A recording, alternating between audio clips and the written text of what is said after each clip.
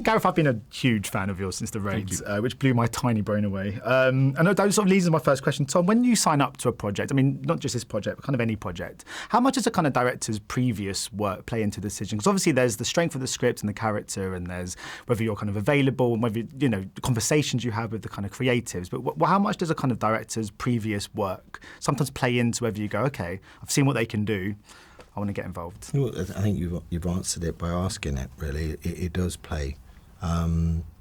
It can be something that's really important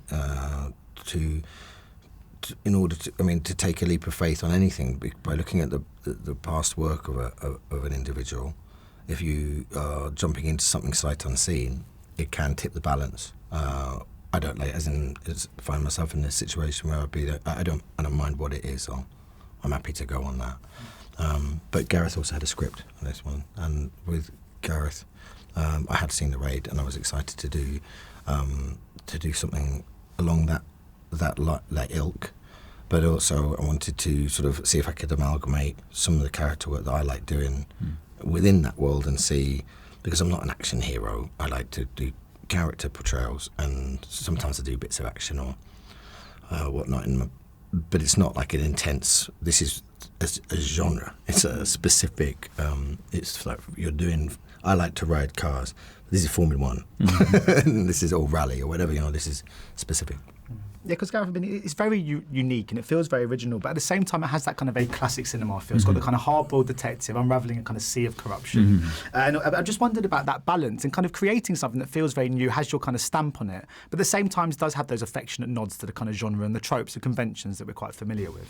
Yeah, I mean, like for me, like a lot of the films that I was influenced by while writing this was a combination of films that have existed in the past. You know, it was, you know, I've always considered it as a love letter to my fondness for the heroic bloodshed genre in Hong Kong in the 80s and the 90s, but also tonally pulling from things like Friedkin's French Connection, you know what I mean, and Michael Mann's Thief, like those films, those sort of like, you know, neo-noir sort of drenched in atmosphere films that came out of America in the 70s. So it was an opportunity to sort of play within that sort of that vibe, that tone, that sort of like that unapologetic grit and darkness that existed in those films, but also bringing on board the sort of, I guess, the box of tricks that I've picked up along the way in my filmmaking then.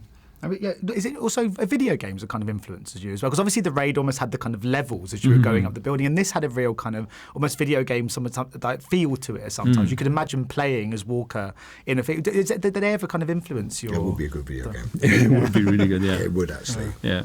And I think in a way it's like, it's probably why I love world build elements when it comes to, like, you know, designing films and stuff. It's that thing of figuring out what the city looks like.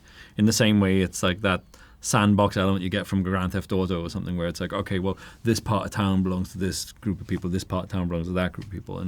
And so, you know, when we were designing this film, it was very much like an amalgamation of East Coast cities like New York, Chicago, Detroit, take in bits of all of them and just like jam them together. And then also like Chinatown elements for the triad elements. I didn't want it to feel like, you know, Chinatown in London or in San Francisco, for example. I wanted it to feel like something that could have been like pulled out of, you know, Kowloon Walled City type of vibe, you know. So it was about, in a way, it's about creating that world. And when you treat it like that, then it does have that sandbox vibe that would be associated with video games, sort of thing. Have you ever played yourself in a video game, Tom? Because you've had a few characters that have appeared in video games. Have you ever sat down and been played as a version of yourself? Yeah, I have actually. Yeah, because I don't know if I have been in any actually. I was thinking what games they are. Which would have been like kind of like, I mean, Fortnite. Venom or like Fortnite. Yeah, Fortnite. Yeah, that's the one I'm definitely in. Yeah. Like, I did play Mad Max for this. That's not me. That's not me, but I'll play it anyway. And just very quick, my final question. I mean, the fight and the action choreography is so impressive and striking here. I mean, I'm interested in how is it kind of simplified on set and made kind of accessible to kind of all the wider actors? Because not necessarily trained martial arts performers. Not physically wider. Yeah. But is it a bit like a dance and do you have to almost take it step by step? Because, Tom, I guess it's so intricate. I guess there isn't much room for kind of improv. You kind of have to... Does it follow a very specific... Oh, yeah, no, it's very specific. Yeah. And it's some things are easier to learn than others, depending on what my body's capable of doing. Some things that Gareth would tweak for me because of my inability to reach my toes, standing up or whatever, Like, and there was elements as well that Gareth helped me with because I really wanted Walker to be quite primal and not low blow, but the lowest common denominator of expedient delivery of force, which was primal. So the fastest way to get from A to B without any scruples, or floridity or fancy.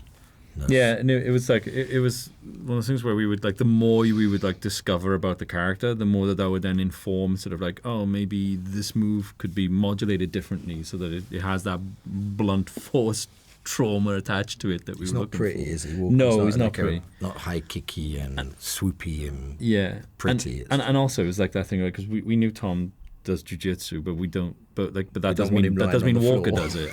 We don't want him lying on the floor for hours with one person. My camera angles would be quite limited otherwise. Lying in half guard, like waiting for the clock to run out. For 10 minutes, I'll get to the rest of you guys. Can you stop choking everybody out? But yeah, but it was funny because we were thinking like, well, Walker isn't a jiu-jitsu guy, so like, what's his approach, and that kind of informs then how the action is presented. But in terms of like the start of your question, it's like it's all broken down into small chunks of time. It's jigsaw pieces. So while the overall scene might feel and look overwhelming physically, we are splitting them into sections where you can focus all your energy on, like, a 2 to 3 step movement, and then the next one might be more, or the next one might be just an insert of a look and a turn.